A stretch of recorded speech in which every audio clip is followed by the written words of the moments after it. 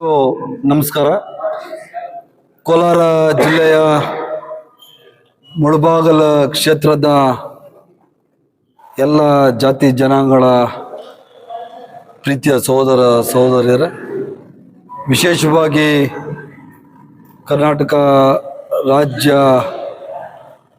ಕುರುಬರ ಸಂಘ ರಾಜ್ಯದ ಅಥವಾ ಇಲ್ಲಿಂದ ಕಟ್ಟಿದ್ದೇವೆ ಸ್ಥಳೀಯ ಮುಳಬಾಗಲ ಕುರುಬರ ಸಂಘದ ವತಿಯಿಂದ ಈ ಕನಕ ಭವನದ ಉದ್ಘಾಟನೆಗೆ ಆಗಮಿಸಿರುವಂಥ ಎಲ್ಲ ನನ್ನ ಬಂಧುಗಳೇ,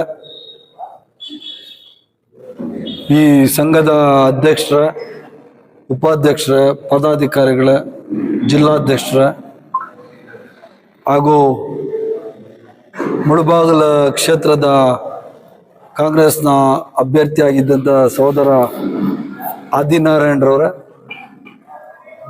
ಕೋಲಾರ ಜಿಲ್ಲಾಧಿಕಾರಿಗಳೇ, CEO ಅವರೇ, SP ಅವರೇ, ಅಡಿಷ್ನಲ್ SP ಅವರೇ, ತಹಶೀಲ್ದಾರರೇ, CO ಅವರೇ, ನಗರಸಭಾ ಕಮಿಷನರ್ ಅವರೇ, ಎಲ್ಲ ಪತ್ರಿಕಾ ಮಿತ್ರರೇ ಹಾಗೂ ಈ ಕಾರ್ಯಕ್ರಮದಲ್ಲಿ ಭಾಗವಹಿಸಿರುವಂಥ ಇತರೆ ಎಲ್ಲ ಜನಾಂಗಗಳ ಪ್ರಮುಖ ಮುಖಂಡರೇ, ಎಲ್ಲ ನನ್ನ ಸಹೋದರ ಸಹೋದರಿಯರು, ದಯವಿಟ್ಟು ಕ್ಷಮಿಸಬೇಕು.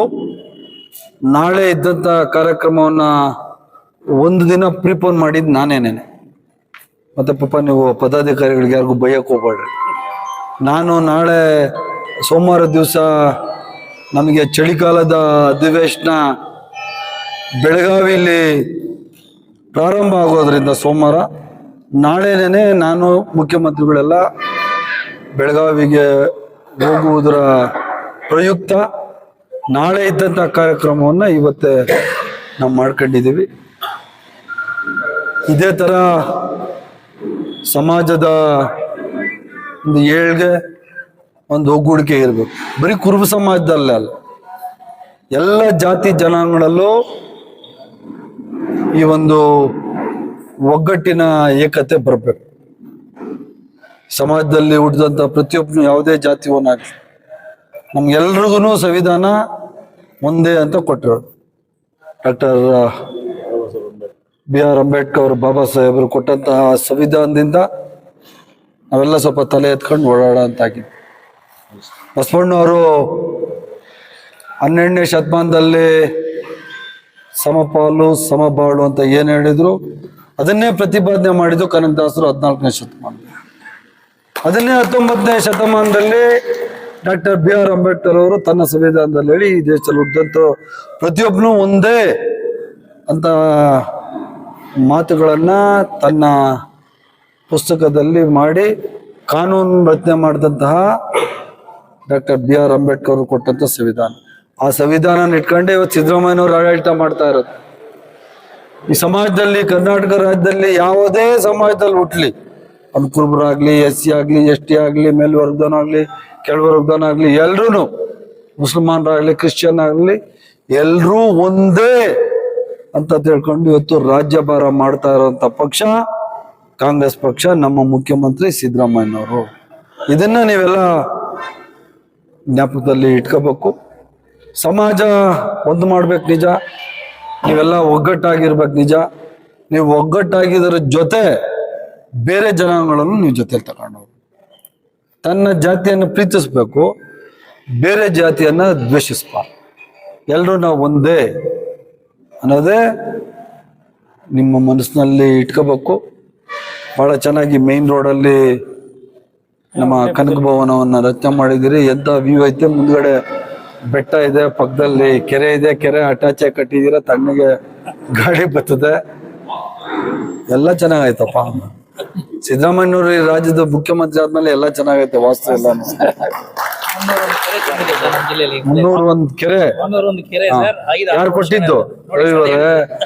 1100 ಅಡಿ 1200 ಅಡಿ ಹಾಕಿದ್ರು ಬೋರ್ವೆಲ್ ಅಲ್ಲಿ ನೀರ್ ಸಿಗ್ತಾ ಇರ್ಲಿಲ್ಲ. 1978 ರವಿವರೆ 78, 79 ನಮ್ ದೊಡ್ಡಪ್ಪ ಅಡಿಷನಲ್ SP ಆಗಿದ್ರು. ನಿಖಿಲ್ ಗೊತ್ತಾ ನಿಂಗೆ?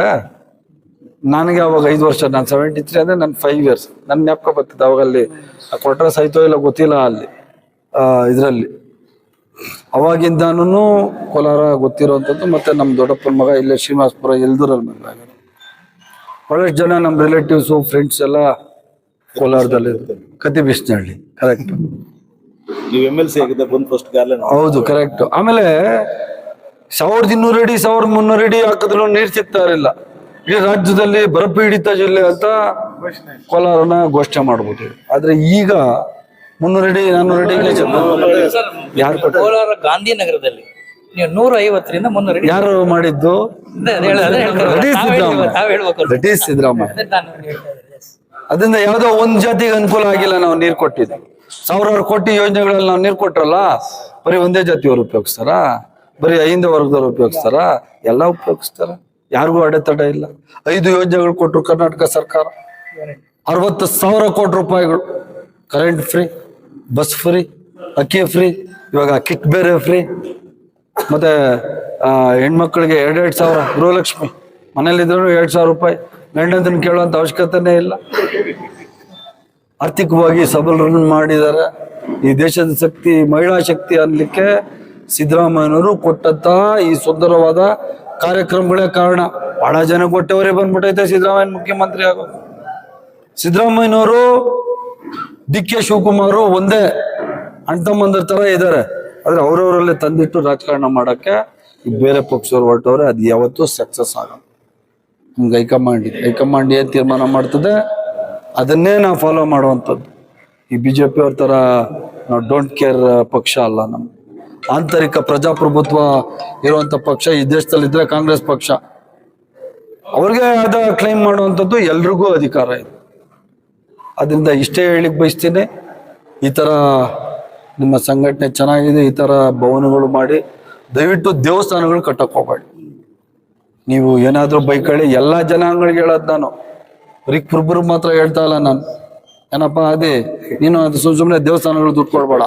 ದೇವಸ್ಥಾನಗಳು ದುಡ್ಡು ಕೊಡೋ ಬದಲು ಈ ತರ ಶಾಲೆಗಳು, ಹಾಸ್ಟೆಲ್ಗಳು, ಚೌಟ್ರಿಗಳು ಕಟ್ಟಿದ್ರೆ ಜನಾಂಗಗಳಿಗೂ ಅನುಕೂಲ ಆಗ್ತದೆ, ಮಕ್ಕಳಿಗೂ ಅನುಕೂಲ ಆಗ್ತದೆ. ಆ ಕೆಲಸಗಳನ್ನೆಲ್ಲ ನೀವು ಮಾಡ್ತೀರಿ ಅಂತ ನನ್ಗೆ ನಂಬಿಕೆ ಇದೆ.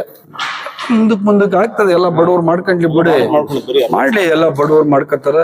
ಡೆಪ್ಟಿ ಕಮಿಷನರ್ ಅವ್ರಿಗೆ ಅವ್ರದ್ದೇನೋ ಒಂದು ಡಾಕ್ಯುಮೆಂಟ್ ಕೊಟ್ಟಿಲ್ಲ ಅಂತ ನೀವು 15 ಲಕ್ಷ ಏನೋ ಇದೆ ಅಂತ.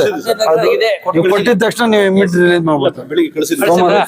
ಸೋಮವಾರ ಇಟ್ಸೆಲ್ಫ್, ಮಂಡೇ ಇಟ್ಸೆಲ್ಫ್ ರಿಲೀಸ್ ಕೊಟ್ಬಿಡಿ. ಸೋಮವಾರ ಮಂಗಳವಾರನೇ ಕೊಟ್ಬಿಡ್ತಾರೆ ದುಡ್ಡು.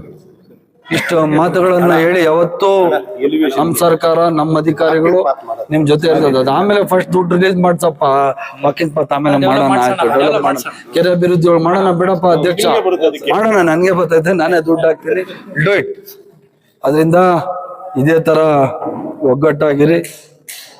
ಜನಾಂಗದ ಜೊತೆ ಬೇರೆ ಜನಾಂಗಗಳು ಅಣ್ತಂಬಂದ ತರ ಜೊತೆ ತಗೊಂಡೋಗಿ ಬೇರೆ ಜನಾಂಗದವರು ಅವರು ಒಗ್ಗಟ್ಟಾಗ್ಲಿ, ಅವರು ಆರ್ಥಿಕ ಸ್ವಾಯತ್ತತೆ ಬರಲಿ ಅಂತ ನಾನು ಈ ಸಂದರ್ಭದಲ್ಲಿ ಹೇಳಿ ಈ ಕಾರ್ಯಕ್ರಮಕ್ಕೆ ಕರೆದು ನನಗೆ ನಿಮ್ಮ ಜೊತೆಯಲ್ಲಿ ಈ ಕಾರ್ಯಕ್ರಮದಲ್ಲಿ ಭಾಗವಹಿಸಲಿಕ್ಕೆ ಅವಕಾಶ ಮಾಡಿಕೊಟ್ಟದ್ದಕ್ಕಾಗಿ ಸಂಘದ ಎಲ್ಲ ಪದಾಧಿಕಾರಿಗಳಿಗೆ ಹಾಗೂ ಎಲ್ಲ ಅಧಿಕಾರಿ ವರ್ಗದವರಿಗೆ ನನ್ನ ಧನ್ಯವಾದಗಳು ತಿಳಿಸಿ ನಾನು ಮಾತು ಮುಗಿಸ್ತೀನಿ. ಜೈ ಹಿಂದ್, ಜೈ ಕನ್ನಡ. ಹೋಗೋಣ.